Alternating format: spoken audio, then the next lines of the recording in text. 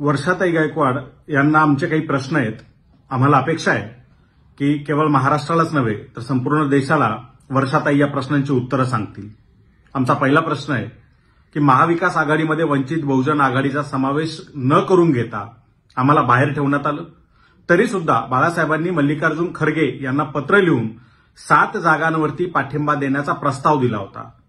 तुमच्या नेत्यांनी सांगितल्याप्रमाणे नागपूर, कोल्हापूर आणि बारामती या 3 ठिकाणी वंचित बहुजन आघाडीने पाठिंबा दिला सुद्धा। मग तरी सुद्धा अकोल्यामध्ये काँग्रेसने किंवा महाविकास आघाडीने बाळासाहेब आंबेडकरांना पाठिंबा का दिला नाही? नेहमीप्रमाणे एक वोटकटुआ उमेदवार उभा करून त्या ठिकाणी बाळासाहेबांचा पराभव का करण्यात आला, याचं उत्तर वर्षाताईंनी द्यावं। आमचा दुसरा प्रश्न आहे की लोकसभेला तुम्ही संविधान आणि लोकशाही वाचवण्याच्या नावाखाली दलितांची मतं घेतली।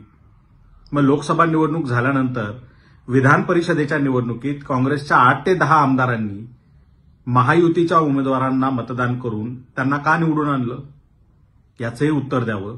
आणि आतापर्यंत महायुतीला मतदान करणाऱ्या एकाही आमदारावर काँग्रेसने का कारवाई केली नाही, याचंही उत्तर आपण द्यावं। आमचा तिसरा प्रश्न आहे की महाविकास आघाडीच्या जेव्हा बैठका सुरू होत्या त्यावेळेला वर्षाताई तुम्ही स्वतः हजर असायच्या। आमचे सहकारी सांगतात की संबंध बैठकीमध्ये वर्षाताई बिलकुल तोंड उघडत नव्हत्या, शांत बसून असायच्या, काहीच बोलायच्या नाही। म्हणजेच काँग्रेस तुम्हाला फक्त एक दलित टोकन चेहरा म्हणून त्या ठिकाणी बसवत होता। मग तुमची काय अपेक्षा आहे वर्षाताई? संबंध दलितांनी असं टोकन चेहऱ्याचं आयुष्य जगायला पाहिजे? आम्हाला अपेक्षा आहे की तुम्ही या प्रश्नाचं उत्तर द्याल। आमचा चौथा प्रश्न आहे की तुमच्या नावावर जो शिक्षक भरती घोटाळा आहे त्याची चौकशी अचानक देवेंद्र फडणवीसांनी बंद का केली आहे? नेमकं हे काय गोड बंगाल आहे? तुमची आणि भाजपची काय सेटलमेंट आहे, याचंही उत्तर मला वाटतं वर्षाताईंनी दिलं पाहिजे।